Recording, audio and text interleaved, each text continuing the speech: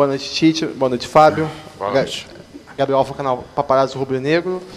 Não tem como a gente não comentar sobre a questão dos jogadores lesionados. Hoje foi mais um caso, dessa vez o Varela.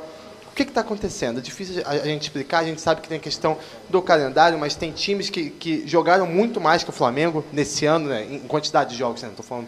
Enfim, o que está acontecendo? Se vocês puderem falar um pouco sobre isso, especialmente Fábio, porque não é uma situação normal. A gente já viu o Flamengo com o calendário muito pior em outras situações e não estava do jeito que está. E a gente quer saber o que está acontecendo com essa grande quantidade de lesionados. Obrigado. Boa noite. O primeiro que a gente tem esse tempo todo, mas vai ter as respostas devidamente dadas a vocês com o devido tempo e com a devida, digamos assim, clareza para passar. A gente não vai atropelar as situações todas. Isso é um fenômeno que tem ocorrido no mundo todo. Isso não é só no Flamengo. Isso, você tem os times do Campeonato Brasileiro aí com 12 atletas no DM.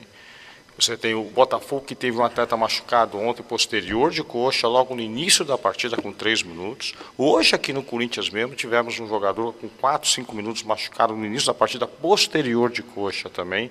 Um outro saiu no segundo tempo, eu não sei se foi lesionado ou não, mas com a mão no posterior da coxa. Então, não é um fenômeno exclusivamente do Flamengo. É um fenômeno mundial. Ano passado, em novembro do ano passado, saiu uma reportagem na revista Mirror da Inglaterra, que na rodada da Premier League, 30 jogadores não iriam atuar pelos seus times, porque estavam com lesões no posterior de coxa.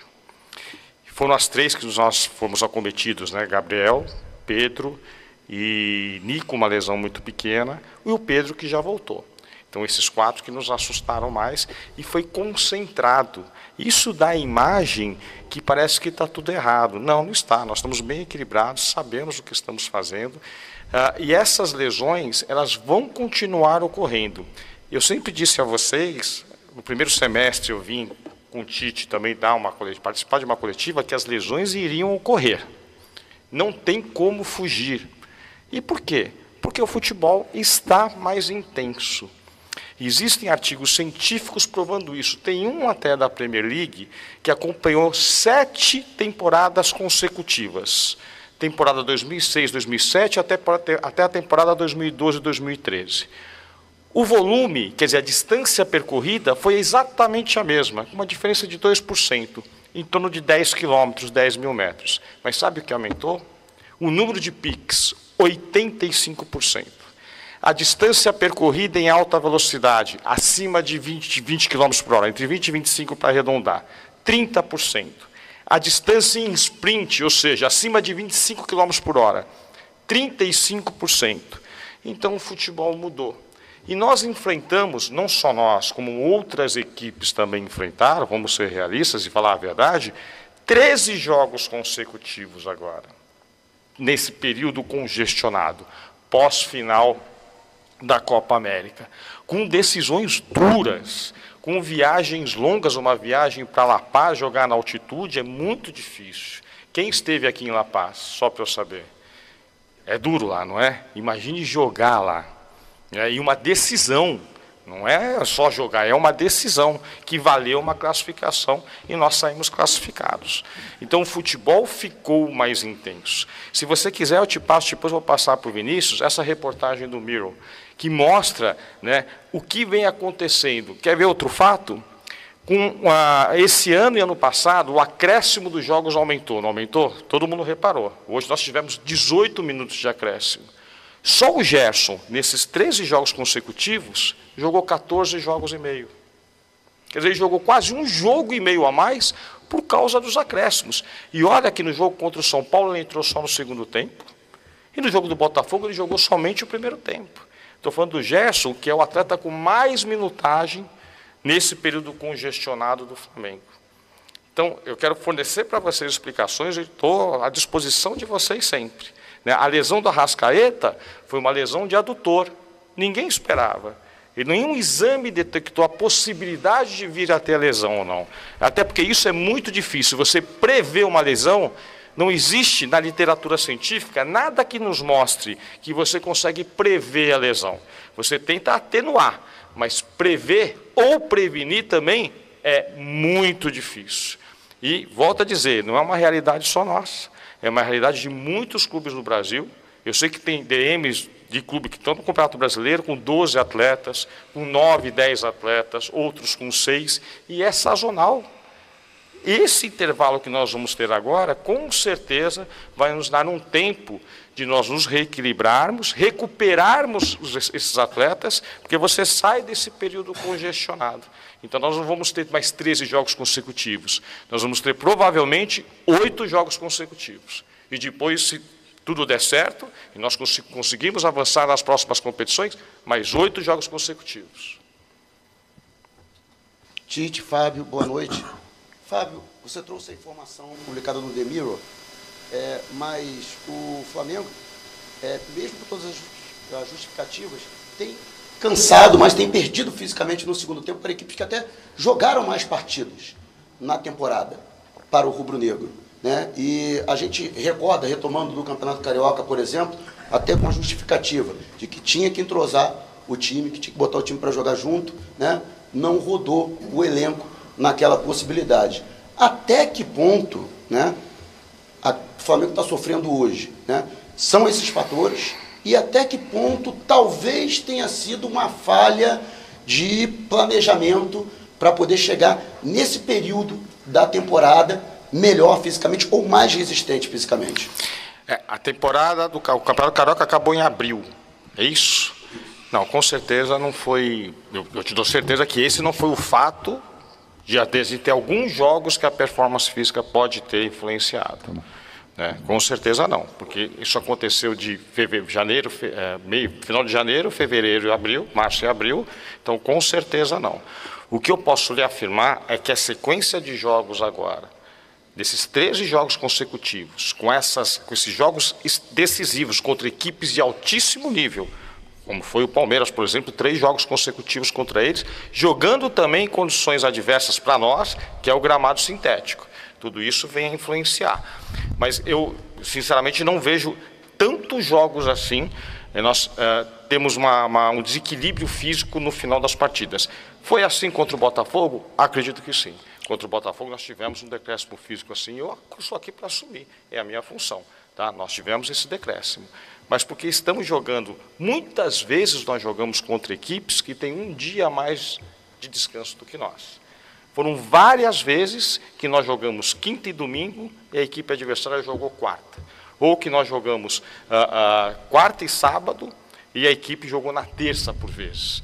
Teve uma situação do próprio Bragantino que nós saímos vitoriosos, que a equipe do Bragantino jogou na terça e nós jogamos na quinta, com a viagem ainda para a Bolívia. E nós saímos vitoriosos, mas eu não preciso me vangloriar que não foi física a vitória, foi sempre num contexto geral. Nós sempre trabalhamos no contexto geral. Né? Então, eu só queria deixar claro que muitas vezes nós tivemos desvantagem em termos de descanso em relação aos adversários. Eles tendo um dia mais de descanso que a gente. Mas, com certeza, o Campeonato Carioca não teve um erro de planejamento, não. Tu vê como é contextual. O nível do Campeonato Carioca para a gente enfrentar é diferente do nível técnico do Campeonato Brasileiro. E a gente tem que contextualizar isso tudo. Senão fica assim, ó, ganhou, tá bom, perdeu, não tá. E aí eu me valho de se deixar com que o calendário determine aquilo que tem que fazer, nós temos que vir aqui, tomar as decisões, vocês têm que criticar ou elogiar, ter uma capacidade de analisar ou não, de entender ou não, normal, faz parte do jogo. Apenas informações que elas não sejam verdadeiras, isso eu cobro muito. Então, quando a primeira pergunta que aconteceu, ela veio dizer assim, jogos iguais, cuidado que tempos de recuperação são diferentes, viagens são diferentes. Nós jogamos Bolívia, e aí chegamos às 6 horas da manhã, cheguei em casa às 8 da manhã, para jogar no domingo contra o Bragantino. Quinta, sexta, sábado, domingo. Jogou no domingo. Segunda, terça, quarta, vai jogar contra o Bahia, um jogo decisivo. 6 dias, 3 jogos, com 2 viagens. Então, só para a gente entender e compreender que não é assim, ó, jogou um número de jogos tal, mas calma, qual é o tempo de recuperação, qual é a viagem que teve? Eu vou trazer mais. E aí vou fazer a minha observação, eu gostaria que o Corinthians tivesse jogado com o time inteiro contra o Juventude. Porque ele ia vir aqui com uma intensidade muito menor.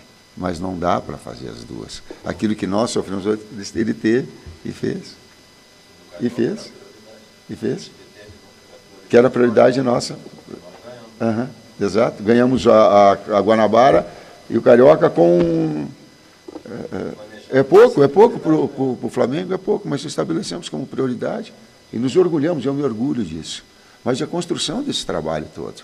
Nós pegamos 2 decisivas na altitude, em 13 jogos nessa sequência todos. Queríamos estar melhor, queríamos ter vencido hoje? Sim, claro que sim. Poderia ter jogado melhor taticamente, poderia ter jogado melhor mentalmente, poderia ter jogado melhor fisicamente, poderia ter jogado... Poderia. Sim, nós não estamos nos isentando dessa situação. Mas aí a gente conseguiu, na altitude, classificar. Contra o Palmeiras, classificar. Que são jogos que se perdeu lá, mas ganhou 2-0 e jogou muito no primeiro jogo. E contra o Bolívar, ganhou um jogo que foi 2-0 e o tempo todo. Só para o torcedor entender que a gente não está se isentando. Nós temos que tomar pau e ficar quieto. Pelo menos já que vim aqui, externar as ideias, né, e buscar com que elas sejam analisadas nesse contexto. E o Corinthians também, na derrota, vou fazer... E na estratégia que ele foi para trazer um time que não fosse completo lá, ele deixou um time fresh para jogar no jogo que era mais importante dela. Nós fizemos isso contra o Botafogo, era muito difícil. Como é que tu vai fazer contra o Botafogo? Porque nós tínhamos outro jogo. Me dói na alma. 6 jogadores eu peguei antes, e disse assim, ó, vai jogar 13 no primeiro tempo e 13 no segundo. Vou passar aquilo que a direção toda... O Bruno sabe, o Diogo sabe. Porque passo para eles. O que nós fizemos? O que vamos fazer? Pô, os caras estão demolidos. Vamos jogar com 3 e vamos fazer 3 substituições. Né? Aí eu planejei, ó, metade do tempo Arrasca, metade do tempo Nico. Foi seguindo e o Nico não recuperava. A Arrascaeta nos chamou e falou assim, ó, deixa que eu jogo mais tempo, né? Para notar, eu estou bem e vou jogar mais. Ele machucou com 8 minutos. Sim. Só Luiz com o Gerson, a mesma coisa. Foi para o jogo, aí não dá. Só para entender que não é uma máquina que eu pego assim, ó, eu não pego, digito e vai. Não é assim. Nós temos aqui esse outro lado, a coisa que compreender tudo isso e respeitar quando a crítica vem, quando o resultado não vem, ele faz parte, mas também faz parte do jogo de saber que nós tomamos decisões e estudamos para que esse contexto todo venha.